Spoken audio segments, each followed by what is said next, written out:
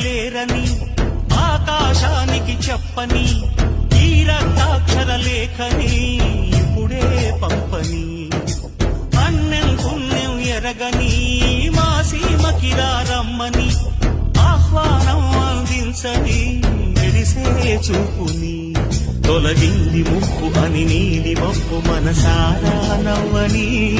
చిరుజల్లు ముంపు మన ముంగిలంత ముత్యాలే చల్లని ఆశా సుగంధమై నేల